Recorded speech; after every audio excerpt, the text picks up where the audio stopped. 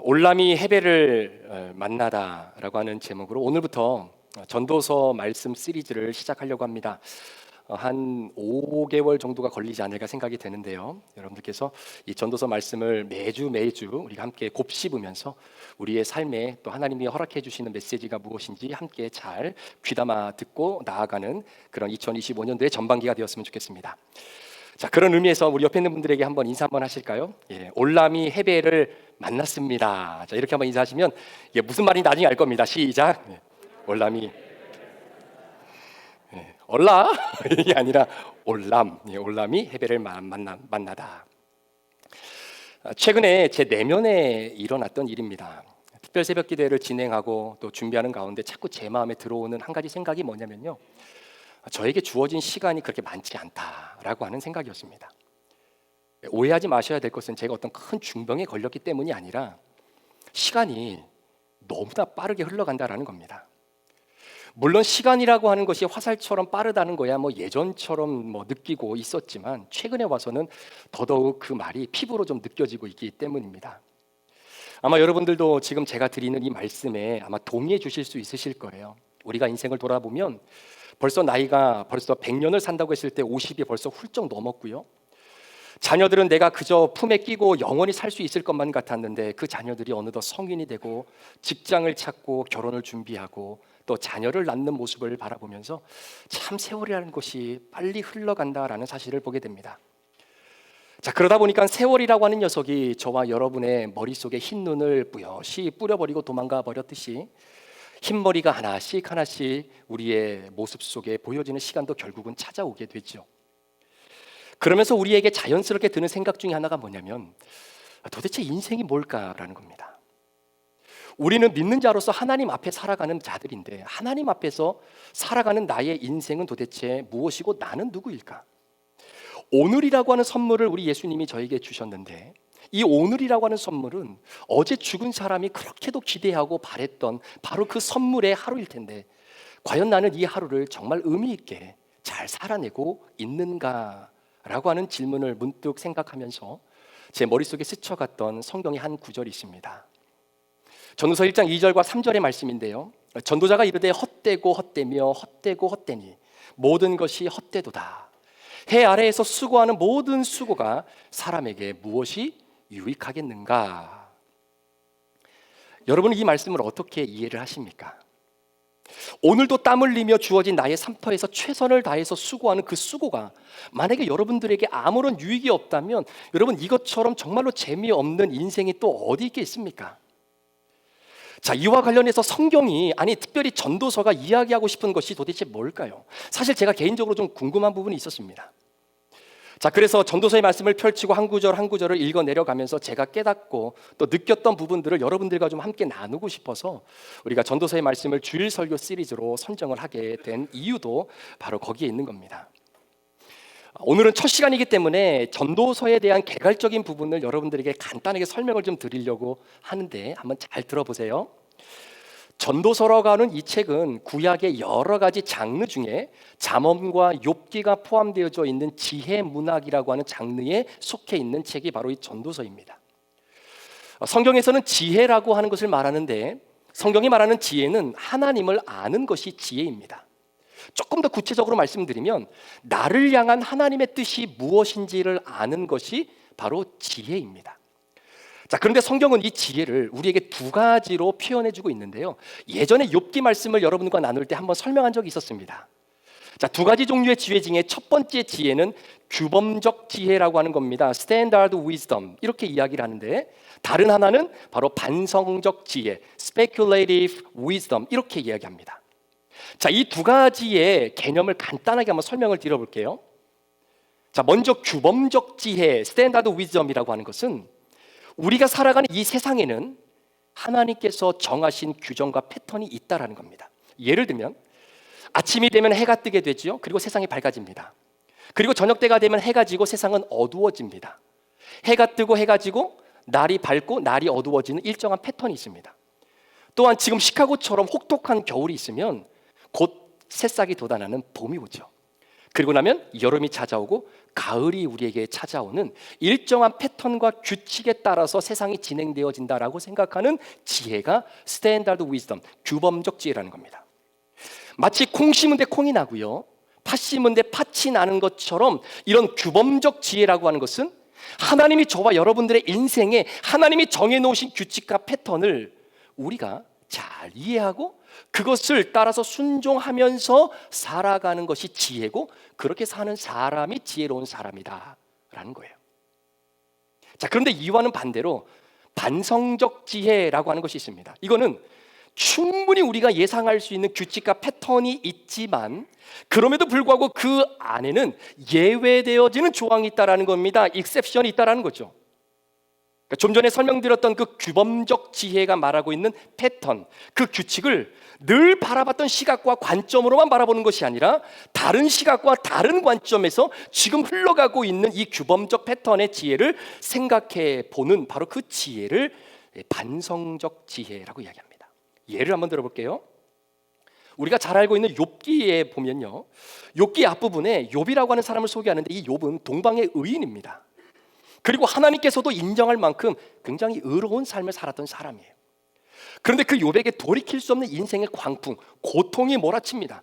한순간에 자신이 가지고 있었던 모든 것이 본인이 보는 눈앞에서 물거품처럼 사라지는 이 현상을 보면서 사람들은 왜 하나님을 전심으로 믿고 따르는 사람에게 이런 전무후무한 이런 고통이 찾아오는가 라고 하는 질문을 던지기 시작하는 거죠. 욥이 죄를 지었기 때문에 이런 결과가 찾아온 것일까? 예를 들어서 만약에 그런 맥락으로 그런 법칙과 규칙의 어떤 흐름대로 판단한다면 오늘 내게 이 병이 찾아온 것은 내가 하나님 앞에 지었던 죄의 결과일까? 너무나 나쁜 짓을 많이 했기 때문에 그것에 대한 결과로 인과응보로 인해서 경험되어진 결과가 내가 지금 이런 중병을 갖고 있는 것일까? 반성적 지혜는 정해진 규칙에 예외가 있고 이전까지 바라보지 못했던 규범적 지혜의 패턴과 원칙을 늘 내가 이해하고 바라봤던 시각이 아니라 다른 관점으로 바라보는 지혜를 이야기합니다. 자, 그런 의미에서 전도서의 말씀이요, 21세기 오늘을 살아가는 우리들에게 인생의 본질이라고 하는 것이 무엇인지를 정말로 잘 알려주고 있는 대표적인 책이 바로 전도서라고 하는 생각이 들어요. 자, 예를 들면 여러분 15세기에 이 과학자 뉴턴을 중심으로 과학이 급속도로 발전을 하게 되는데 그때 당시에 살고 있었던 사람들의 머릿속에는요, 이 세상은 철저한 규범적 테두리와 원칙에 의해서 이 세상이 흘러가고 있다라고 하는 것이 그들의 시대 정신이었습니다. 그러니까 예를 들면 만유의 인류의 법칙 같은 거요, 사과는 항상 위에서 아래로 떨어진다는 이 규칙이라는 이 관점만 가지고 세상을 이해하고 해석했던 것이에요. 세상은 정해진 패턴대로 한치의 오차 없이 진행되어져 가고 있다라고 하는 생각이 그들의 시대 정신이었는데 그런 시대적 정신을 가지고 살아가는 사람들이 자, 그 다음에 어떤 결과가 나올 것인지를 충분히 예측하며 살아갈 수 있었고 그걸 지혜로운 사람이라고 했단 말입니다. 그런데 그런 시대 정신이 깊이 뿌리박고 있었던 그 시대에 목회자들과 신학자들이 이 전도서의 말씀을 읽는데 이해가 잘 되지 않는 거예요. 이유는 이렇게 세상이 정해진 법칙과 규칙에 따라 아름답게 하나님의 은혜로 진행되고 흘러가고 있는데 왜 인생이 헛되다라고 말하느냐는 거예요. 이게 궁금한 겁니다. 당시 과학적 사고를 가지고 있는 사람들의 생각과 철저히 대치되는 바로 그 개념이 우리가 가지고 있는 이 전도서 안에 버젓이 자리를 잡고 있더라는 거죠.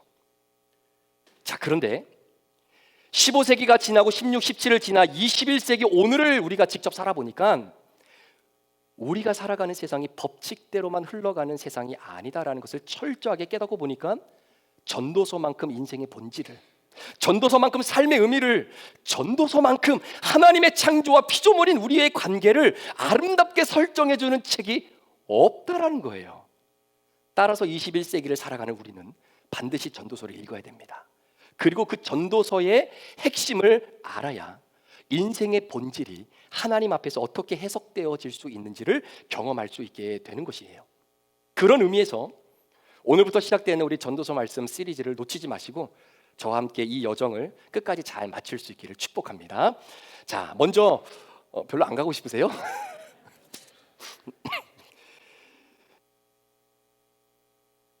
자, 먼저 우리가 좀 살펴볼 것은 전도서를 누가 썼느냐라는 겁니다. 자, 전통적으로 볼 때 전도서는 다윗의 아들인 솔로몬이 기록했다라고 봅니다. 이유가 뭐냐면, 자, 1절 말씀해 보시면 다윗의 아들 예루살렘의 왕 전도자의 말이다, 이렇게 기록되어 있어요. 자, 여기서 예루살렘의 왕은 누구를 말할까요? 자, 한번 보세요.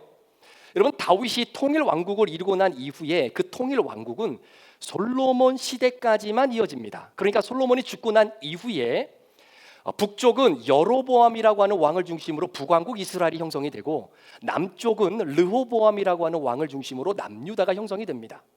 자, 이렇게 성경은 두 나라로 나뉘고 난 이후에 각각의 나라의 왕을 지칭할 때 북쪽은 이스라엘 왕, 남쪽은 유다 왕, 이렇게 지정을 하지, 여러분, 예루살렘의 왕이라는 표현을 거의 쓰지 않아요. 그래서 학자들에 따르면 이스라엘이 남과 북으로 나뉘어지기 전에, 즉 솔로몬이 마지막 통일 왕국의 왕으로서 예루살렘의 왕으로 있었을 때에 썼던 책이 바로 이 전도서가 아니겠는가. 그래서 이 저자를 전도서로 보는 학자들도 있습니다. 또 어떤 학자들은요, 솔로몬이 부귀와 영화를 진짜 다 누려봤잖아요. 그리고 깨달은 그 인생의 본질을 하나님 앞에서 다시 한번 정리해 놓았던 여러 가지 문서들을 후대에 시간이 지나고 어느 사람들이 그때 솔로몬이 썼던 것을 이렇게 정리해서 하나의 책으로 만들어 놓은 것이 바로 이 전도서의 말씀이다라고 주장하는 학자들도 있습니다. 여하튼 여러분, 우리가 읽고 있는 이 전도서의 말씀은 다윗의 아들인 솔로몬이 기록한 것으로 보는 것이 가장 안전한 방법이기도 해요. 자, 그렇다면 우리가 앞으로 나아갈 이 전도서의 핵심의 주제는 뭐고, 매 주일마다 전도서의 말씀을 어떻게 내 삶과 연결시켜야 되느냐, 이 부분이 사실은 중요하잖아요. 자, 먼저 전도서를 이해하는 데 있어서 가장 중요한 단어가 하나 있습니다. 자, 그 단어가 뭐냐면 헛되다라는 거예요. 헛되다. 그래서 많은 사람들은 전도서의 주제가 인생의 허무함이라고 생각합니다. 자, 그럼 한번 제가 생각을 해볼게요. 만약에 전도서의 주제가 인생의 허무함이라고 하면, 여러분, 이 허무함을 말하고 있는 이 책을 통해서 여러분, 우리가 무엇을 깨달아야 되는 겁니까? 헛된 인생, 그래도 열심히 한번 살아보세, 이거 이야기하는 걸까요? 아니면 어차피 흘리고 흘렸던 그 땀의 결과 나중에 지나면 헛되고 다 헛된 삶이니 뭐 열심히 죽으라고 그렇게 일하는 게 무슨 의미가 있겠는가? 라는 것을 깨달아야 되는 겁니까? 여러분, 전도서의 핵심은 인생의 허무함이 아닙니다. 그런데 왜 사람들은 전도서의 핵심을 인생의 허무함이라고 이야기할까요? 이유는 이 헛되다라고 하는 단어를 잘못 이해하고 있기 때문입니다. 참고로 헛되다라고 하는 이 히브리 단어는 헤벨이라고 하는 단어를 쓰는데, 자, 한번 따라해 보실까요? 헤벨. 네, 이 단어는 잊어버리시면 안 돼요. 자, 헤벨이라고 하는 단어입니다. 물론 이 단어가 헛됨, 무의미, 쓸모없음이라고 하는 뜻으로 번역이 되지만, 이 헤벨이라고 하는 단어의 1차적인 의미는요, 입김, 안개와 같이 잠깐 존재했다가 금방 사라진다라고 하는 어원적인 의미를 갖고 있는 게 헤벨이라고 하는 단어입니다. 자, 그런데 이런 1차적인 의미를 갖고 있는 이 단어에다가 사람들이 가만히 보니까 잠깐 있다가 사라지는 것, 그게 별로 의미가 없다라고 생각이 되는 거죠. 그러니까 잠깐 있다가 사라지는 것, 그것은 결국 허무한 것이고 무의미한 것이다라고 하는 가치 판단을 헤벨이라고 하는 단어 속에 집어넣게 되면서 순간 사람들은 전도서의 주제가 인생의 허무함이다라고 결론을 내리게 되는 겁니다. 그런데 여러분, 진짜 잠깐 있다가 금방 사라지는 것이라고 해서 다 가치가 없고 무의미하다라고 말할 수 있습니까? 이 헤벨이라고 하는 단어에서 누구의 이름이 나왔냐면 아벨이라고 하는 사람의 이름이 나온 거예요. 그런데 여러분, 성경의 전체적인 역사에서 아벨의 등장은 진짜 입김처럼 금방 왔다가 금방 사라지는 인생이었습니다. 그렇다면 그 아벨의 인생이 금방 입김처럼 사라졌다고 그게 허무하다라고 가치 판단을 내릴 수 있냐라는 거예요.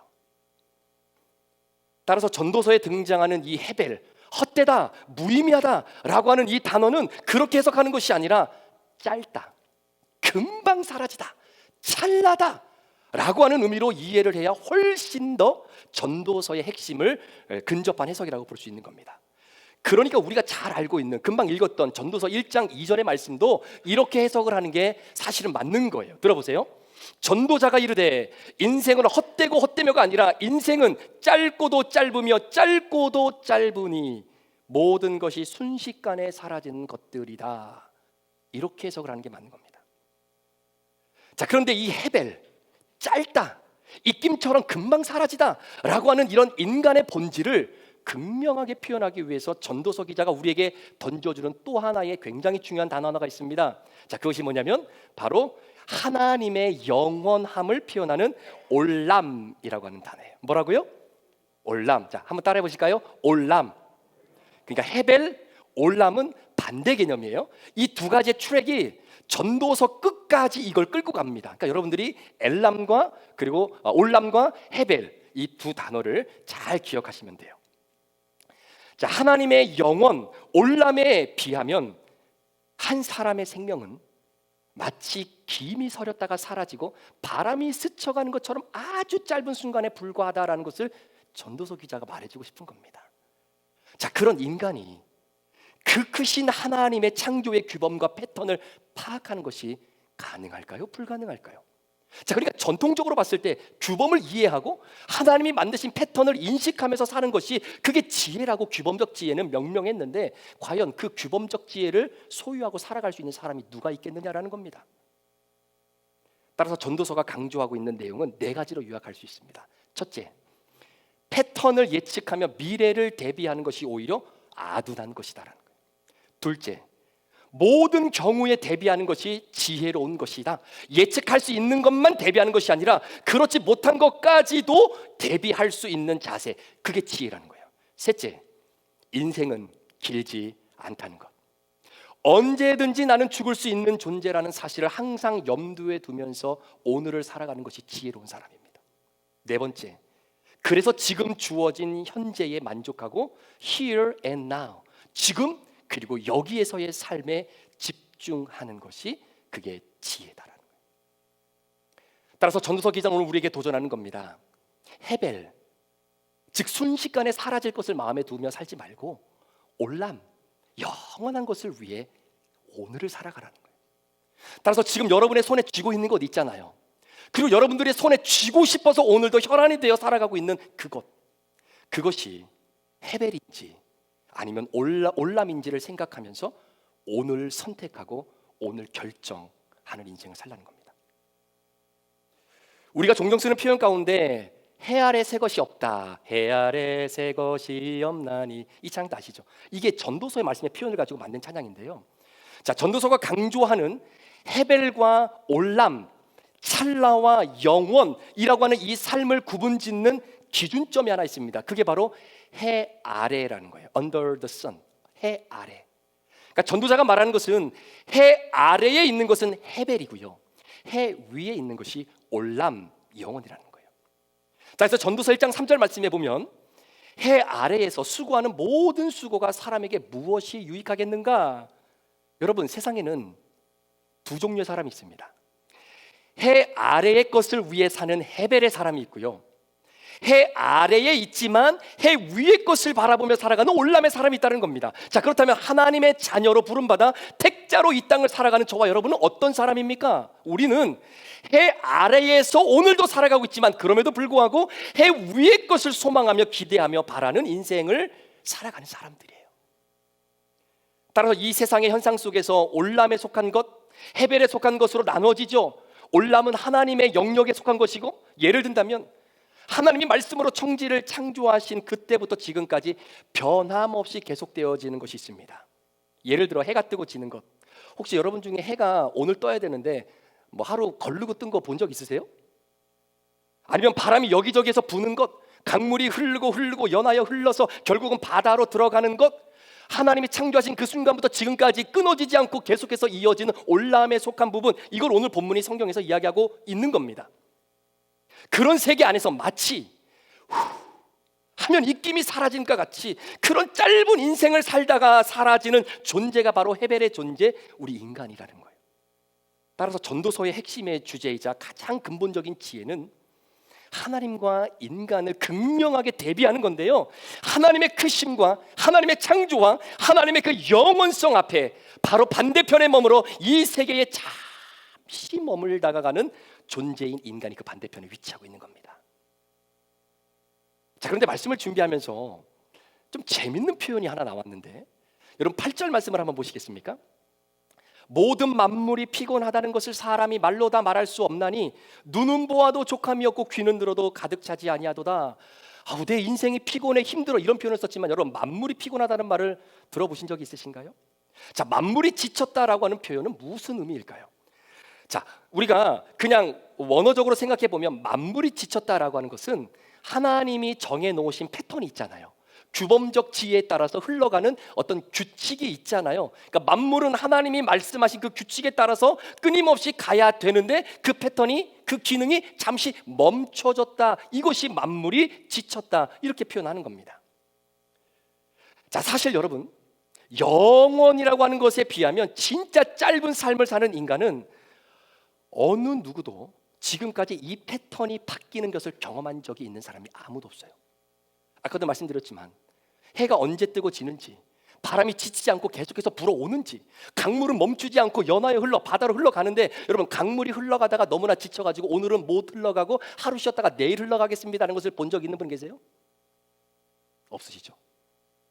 따라서 8절에서 언급하고 있는 만물이 지쳤다라고 하는 것은 만물이 지치고 피곤해서 더 이상 패턴대로 못 움직인다, 이런 의미가 아니라 하나님의 창조의 패턴이 지치지 않고 지금까지 끊임없이 계속되어져 오고 있다라는 겁니다. 자, 그러니까 보세요. 오늘 전도자가 궁극적으로 말하고자 하는 메시지가 결국은 4절 말씀에 이렇게 표현되어 있습니다. 한번 보실까요? 한 세대는 가고 한 세대는 오되 땅은 영원히 있도다. 하나님이 창조하신 영원이라고 하는 이 발판에 한 세대가 오는데 또 다른 한 세대는 가는 겁니다. 자, 그러면 한 세대가 왔어요. 없는데 이 세대가 왔기 때문에 있는 겁니다. 그런데 한 세대가 있었어요. 그런데 이 세대가 갔어요. 그래서 없는 겁니다. 자, 여기서부터 잘 들으셔야 돼요. 이 세상은 있는 것이 있고 없는 것이 있는 겁니다. 다시 말씀드리면 이 세상은 있는데 없다는 거예요. 이 세상은 없는데 있는 겁니다. 아, 이게 또 무슨 말인가? 이게 무슨 뭐 말장난도 아닌 것 같고요. 근데 여러분 한번 잘 들어보세요. 여러분들의 지혜의 지평을 한번 넓혀보시고 한번 잘 이해해보세요. 우리가 21세기를 살아가면서 한 가지 발견한 사실이 있는데요, 솔로몬이 오늘 전도서를 통해서 우리에게 인생의 허무함이라고 하는 의미를 우리에게 말할 수밖에 없었던 그 솔로몬의 이유가 오늘 말씀을 통해서 21세기를 살아가는 이 시대에 그게 밝혀진 겁니다. 그게 뭐냐면 바로 있는데 없다라고 하는 개념이에요. 있는데 그게 없는 거예요. 눈을 감는 분이 한 분이 계시네요. 있는데 그게 없어요. 여러분, 이게 어떤 개념이냐면요, 바로 오늘의 삶의 우리의 본질을 과학적으로 입증한 가장 최고의 원리 중에 하나인 양자역학의 개념입니다. 한 분 더 계시네, 눈 감는 분. 있는데 없는 거예요. 근데 없는데 있어요. 자, 21세기를 살아가는 인간의 본질을 가장 잘 대변하는 것이 오늘의 과학적 개념, 이게 바로 양자역학이라는 건데요, 아주 전문적인 지식을 저도 이해를 하는 수준이 아니기 때문에 그냥 단순히 우리가 이 땅을 살아가면서 서민의 입장에서 우리가 이 양자역학을 어떻게 이해할 수 있는지를 제가 최대한 여러분들에게 설명을 드려볼 테니까 여러분들도 좀 최선을 다해서 이해하려고 노력해 주시길 바랍니다. 이해 안 하시면 할 수 없고요. 우리 눈에 보이는 모든 물질이 있습니다. 여러분, 이거 물질입니다. 이것도 물질입니다. 그런데 우리의 눈에 보이는 모든 물질을 결국은 작은 원자들의 결합체라는 거예요. 그러니까 예를 들어서 사람을 쪼개고 나서 더 이상 쪼갤 수 없는 마지막 단계까지 가면, 자, 그게 뭐만 남냐면 바로 원자만 남는다는 겁니다. 원자. 그런데 이 원자가 너무나 작아서 우리의 눈에는 안 보여요. 그런데 우리라고 하는 이 존재가 눈에 보이는 이유가 있더라는 겁니다. 그것이 뭐냐면 우리 몸을 이루고 있는 원자가 빛을 반사하고 있기 때문이라는 거예요. 그러니까 예를 들어서 우리가 밤에 함께 식구들과 TV를 보다가 갑자기 전기가 나가버렸습니다. 불이 딱 꺼진 거예요. 그럼 빛이 순간 없어지니까 어떤 일이 일어나냐면 주변이 어두워져서 내가 내 자신이 안 보여요. 빛이 없기 때문에. 내가 내 자신이 안 보인다고 내가 없는 건 아니지 않습니까? 자, 잘 보였던 내가 순간 빛이 없으니까 내가 안 보여요. 그런데 다시 해가 뜬다거나 빛이 들어오면 그 빛이 내게 반사가 돼서 내가 보이는 겁니다. 자, 그런데 중요한 것은 이 빛이 어떻게 반사가 되느냐라는 거예요.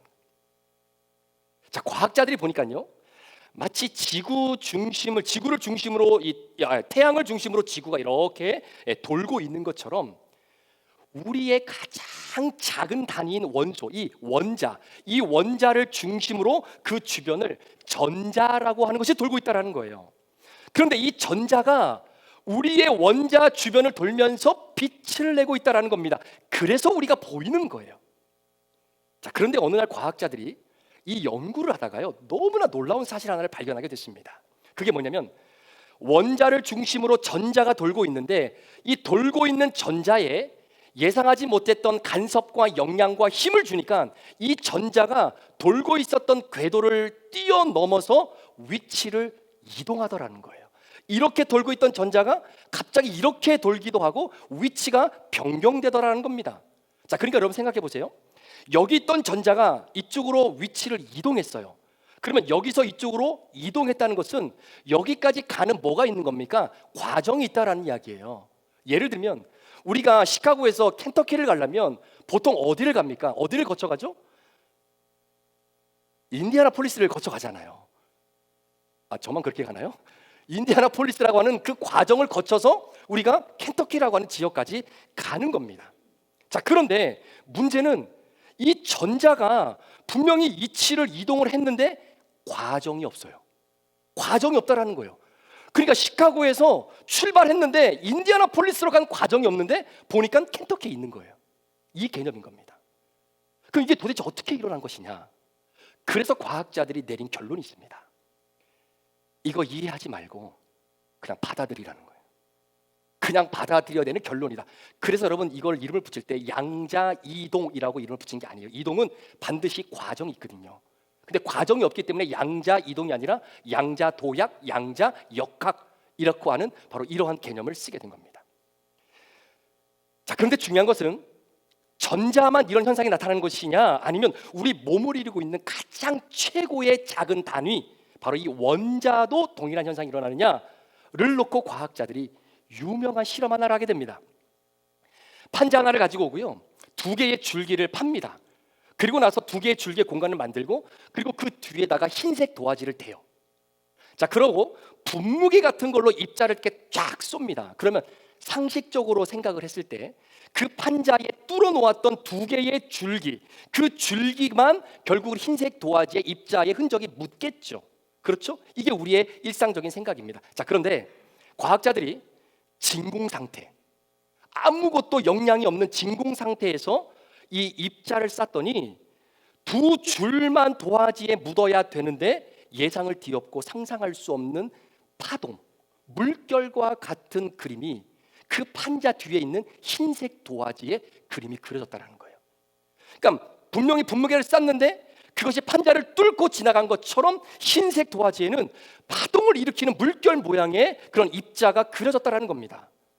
그러니까 분명히 입자를 쐈는데 그 입자가 순간 없어졌어요. 그 진공 상태에서 없어졌던 그 입자가 나중에 다시 생긴 겁니다.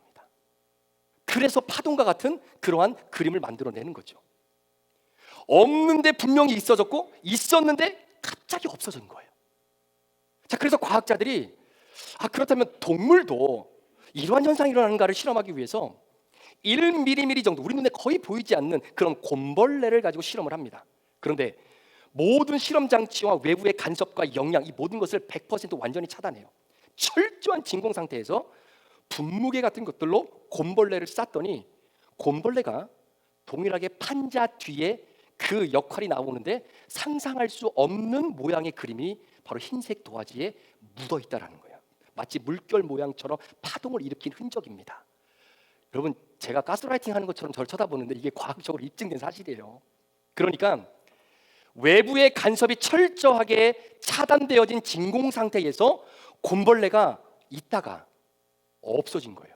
그런데 없었는데 그 곰벌레가 다시 생긴 겁니다. 이 사실을 발견하고 난 이후에 사람들은 동일하게 있다가도 없는 것, 없는데도 다시 있는 존재가 그게 바로 인간이다라고 하는 결론을 내리게 된 겁니다. 이처럼 과학적 결과가 객관적으로 입증이 되고 나니까 그때서야 비로소 늘 규범적 지혜의 관점으로만 세상을 바라보고 과학을 입증하려고 했던 사람들이 세상을 바라보는 관점이 완전히 180도 달라지는 거예요. 자, 그러니까 지금 이 세상은, 지금 우리가 살고 있는 이 세상은 무엇인가로부터 간섭과 영향을 받고 있기 때문에 지금의 우리가 바라보는 이 세상이 이렇게 유지될 수 있는 겁니다. 만약에 외부의 철저한 차단과 100% 진공 상태가 이 세상이 되어진다면 이 세상이 어떻게 바뀔지는 아무도 몰라요.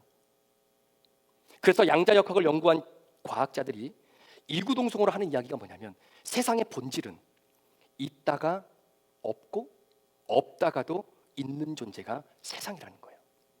자, 그래도 예전에는 패턴을 이해하고 규칙을 잘 숙지하면 그 다음에 어떤 결과가 일어날 것인지를 충분하게 예상했던 시대를 살아왔다면 지금은 외부의 철저한 간섭과 영향이 사라지게 될 때에 어떠한 결과가 우리 손에 주어지게 될지를 예측할 수 있는 사람은 이 세상에 아무도 없다라는 겁니다. 그 시대를 지금 우리가 살고 있고요. 그 시대의 개념을 전도서가 우리에게 말해주고 있는 겁니다. 수천 년 전에 이 솔로몬은 이 부분을 깨닫고 이걸 오늘 우리에게 전도서라는 책으로 남겨준 거예요. 여러분, 솔로몬은요 갖고 싶은 만큼 다 가져본 사람입니다. 돈이 얼마나 많은지 다 쓰고도 죽지 못할 만큼의 돈을 가져봤어요. 아내는요 1000명이나 됐습니다. 부러우세요? 자, 그러니까 하루에 내가 이 A라고 하는 아내를 만났잖아요. 그러면 다시 이 아내를 다시 만나려면 3년 후에 만나야 돼요. 할렐루야. 자, 그러니까 솔로몬은요 성적인 즐거움, 물질, 명예 할 것 없이 다 가져본 사람입니다. 그런데 잘 들으세요. 내가 원하는 것을 다 가지니까 나타나는 현상이 하나 있어요. 예를 들어서 제가 설교 시간에 뭐 이렇게 좋아하는 이렇게 음식 좋아하는 이야기를 하니까 이제 한 분, 두 분씩 그거 먹으러 가자고 하시는 분들이 계시는데 죄송합니다. 제가 떡볶이를 되게 좋아해요. 제가 떡볶이를 너무 좋아하는데 만약에 매일매일 주구장창 제가 떡볶이를 배 터지게 먹는다고 한번 해볼게요. 내가 좋아하는 거, 내가 먹고 싶은 것을 내 배에다가 가득 채웠잖아요. 그런데 어느 순간 없어져요. 뭐가 없어집니까? 떡볶이의 맛이 없어져요. 내가 그렇게 좋아하는 떡볶이를 내 뱃속에 채웠는데 또 떡볶이를 보면 구역질이 나요. 도저히 못 먹겠어요. 분명히 떡볶이가 내 안에 가득 차 있는데 사라져요. 어떤 사람이 성적인 즐거움을 그렇게 추구한다고 했을 때 여러분 나타나는 현상이 뭡니까? 성적인 즐거움을 채운다고 하지만 어느 순간 성을 가지면 가질수록 그 성이 가지고 있는 신비와 설레임이 사라져요. 이것이 세상의 이치입니다. 나중에는요 이 성의 육체를 봐도 아무런 반응이 없어요. 그래서 다른 자극을 찾는 겁니다. 그게 동성애의 한 부분이겠죠. 사랑하는 여러분, 이것이 세상의 원리인데 여러분 한번 가져보십시오.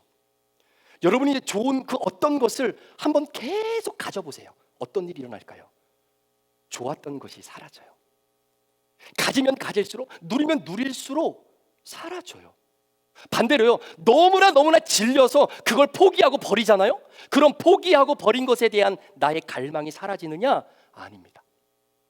포기하고 버려서 갈망이 없을 줄 알았는데 나중에 그 갈망이 다시 생겨요. 여러분 이상하지 않아요?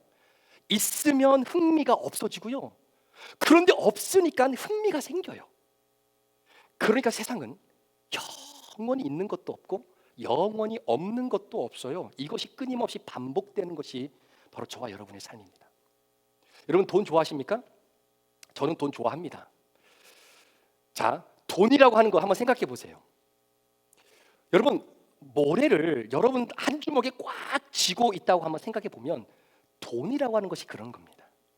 내가 내 손으로 이 얇은 입자의 모래를 손에 꽉 쥐고 있는 거나 마찬가지. 여러분 모래 입자가 굉장히 작잖아요. 그러니까 모래를 주먹으로 꽉 쥐면 쥘수록 내 손가락과 손가락 사이의 틈을 통해서 그 모래가 점점점 빠져나가게 되는 거죠. 쥐면 쥘수록 새어나가는 것 분명히 있는데 어느 순간 보면 없어요.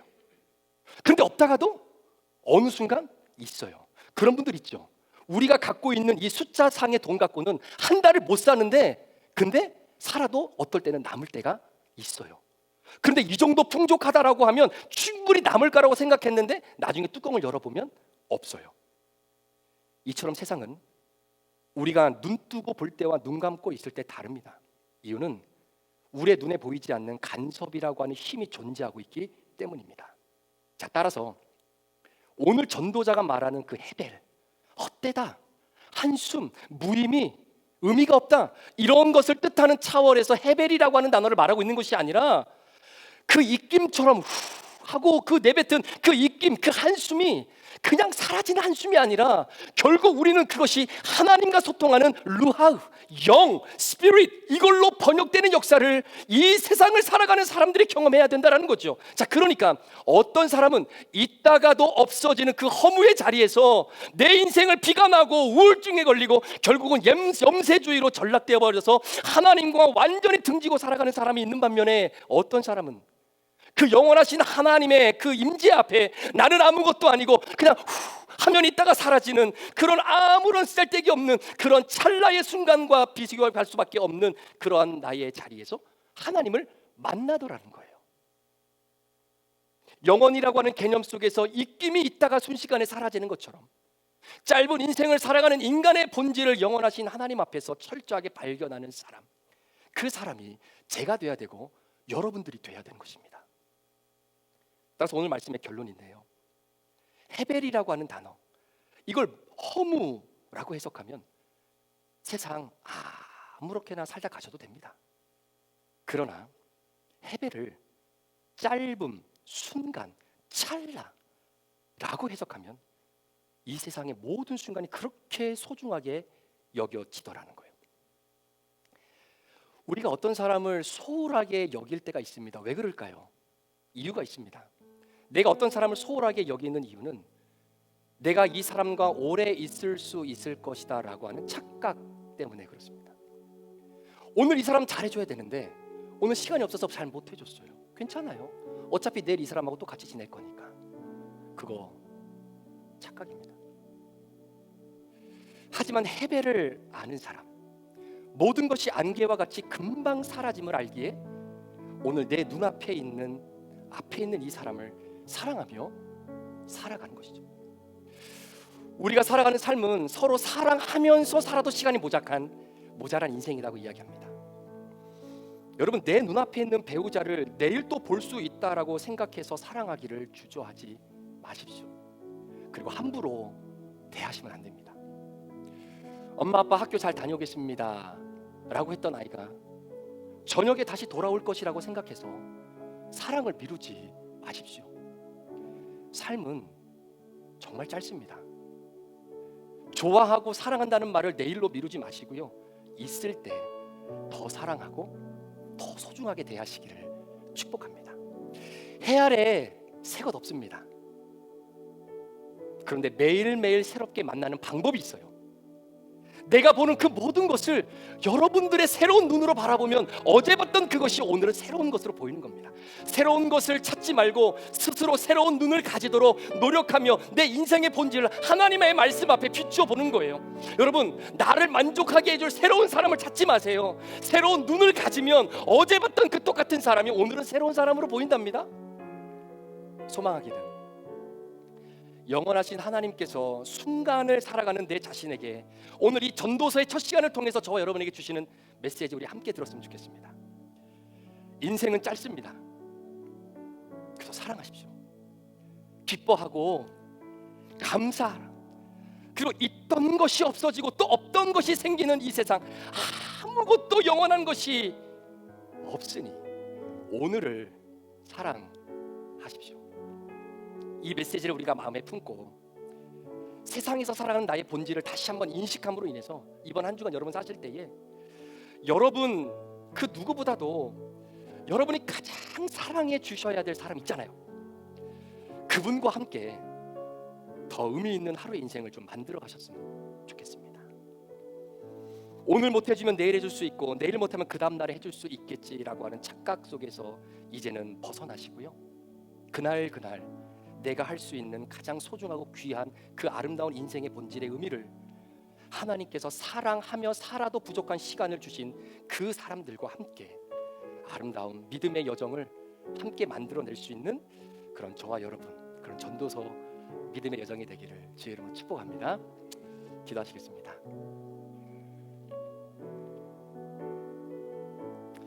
오늘 말씀을 기억하시면서 헤벨, 올람, 있는 데 없고요, 없는 데 있습니다.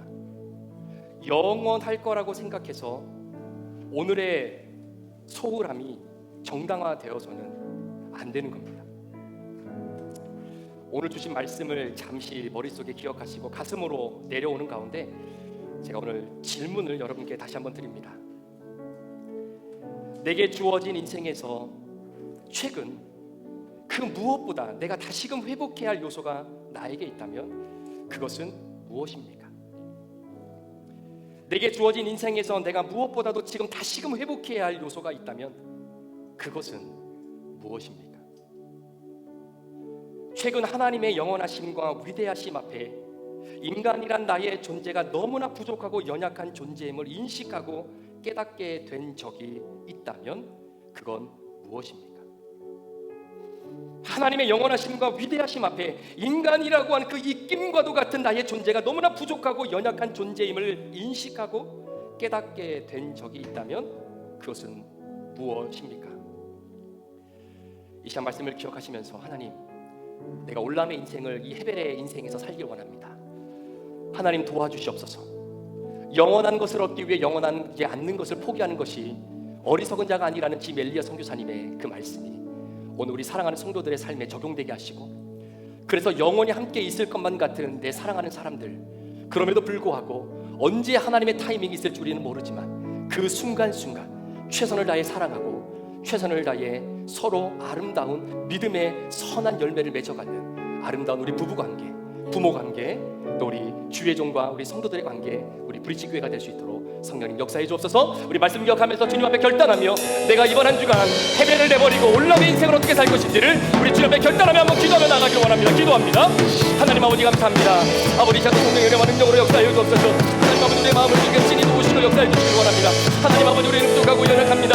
하나님 아버지 나는 마른 막대기와 같은 지팡이입니다. 하나님 그럼에도 불구하고 아버지 정말로 아버지 불쏘시개 감으로 밖에 쓸 수 없었던 나를 하나님 아버지 은혜 주시고 믿음 주시고 사명 주셔서 아버지 하나님의 주님을 위하여 짧은 인생이지만 아버지 입김처럼 안개처럼 금방 사라질 수밖에 없는 짧은 삶이지만 그 가운데서도 삶의 의미를 깨닫게 하시고 오늘은 내가 왜 어떻게 살아야 할지를 아버지 다시 한번 말씀해 주시는 주님, 오늘도 그 주님의 은혜 가운데 믿음으로 나가게 하여 원하며 기도하기를 원합니다. 성령님 은혜와 능력으로 역사해 주옵소서.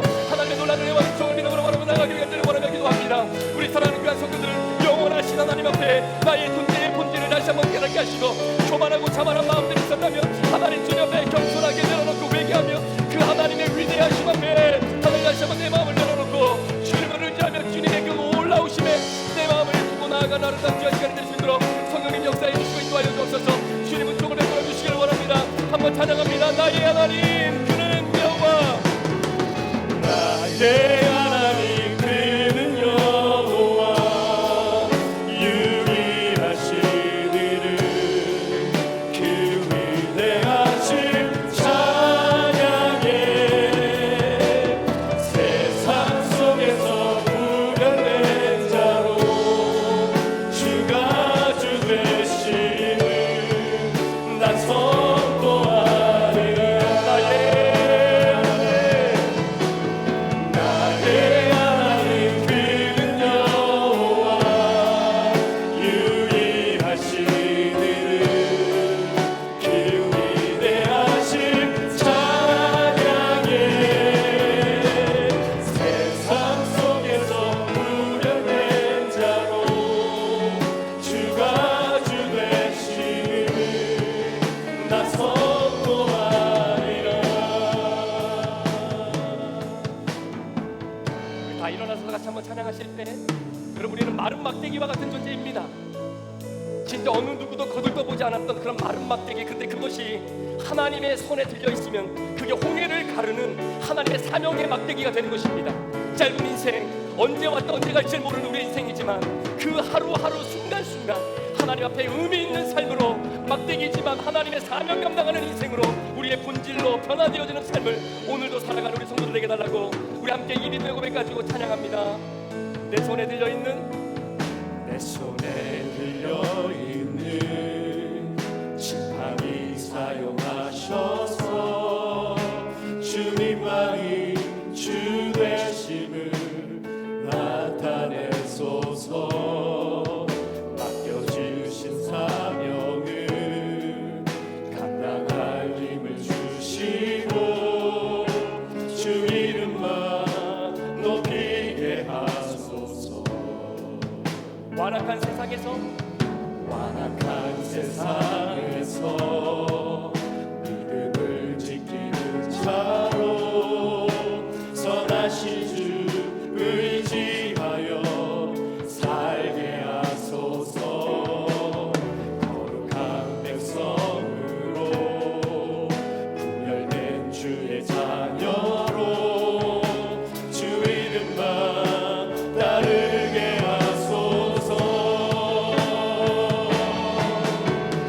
나의 하나님 그는 여호와 유일하신 이름 그 위대하신 찬양에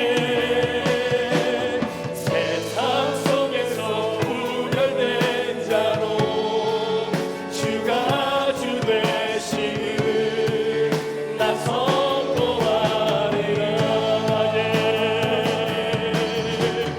나의 하나님 그는 여호와 유일하신 이름 그 위대하신 찬양에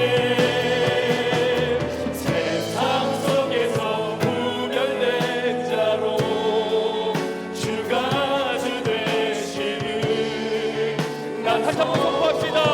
나의 하나님 그분은 여호와. 나의 하나님 그는 여호와 유일하신 이름 그 위대하신 찬양에 세상 속에서 구별된 자로 주가 주 되심을 나 마지막으로 고백합니다. 나의 왕 되신 여호와 하나님 주님만을 신뢰하며 나아갑니다. 나의 하나님 그는 여호와 유일하신 이름 그 위대하신 찬양에 세상 속에서 구별된 자로 주가 주 되심을 나 선포하리라. 세상 속에서 구별된 자로 주가 주 되심을 나 선포하리라.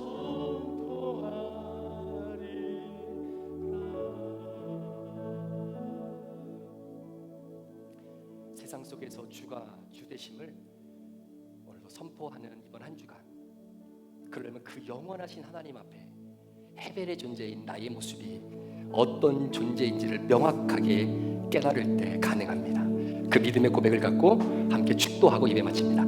지금은 우리 구주 예수 그리스도의 귀하신 은혜와 우리 아버지 하나님의 무한하신 사랑하심과 성령님의 감화 감동 충만 교통 위로하시고 오늘도 우리 안에 내주하시는 그 놀라운 역사가 오늘도 해 아래의 헤벨의 인생을 살지만 여전히 올람을 바라보며 오늘 하루 그 영원하신 하나님 앞에 아무런 존재가 아닌 나의 모습, 그래서 그 하나님을 더 의지하고 신뢰하며 그 하나님의 은혜를 다시 한번 내 손에 붙잡고 하나님의 영광 위에 이번 한 주간을 살아가면서 전도서에서 주신 말씀을 내 삶에 적용하며 내가 더 사랑해야 할 사람들을 시간 있을 때 하는 것이 아니라 오늘 당장 이 시간부터 사랑하며 살겠습니다. 결단하며 주의 전을 떠나 세상으로 파송받아 나아가는 우리 사랑하는 모든 성도들 머리머리 위에, 이들의 가정과 직장과 사업터 위에, 우리 사랑하는 자녀들과 우리 선교사님과 교회와 태중의 생명 위에 지금부터 영원토록 함께 계시기를 간절히 축원하옵나이다. 아멘.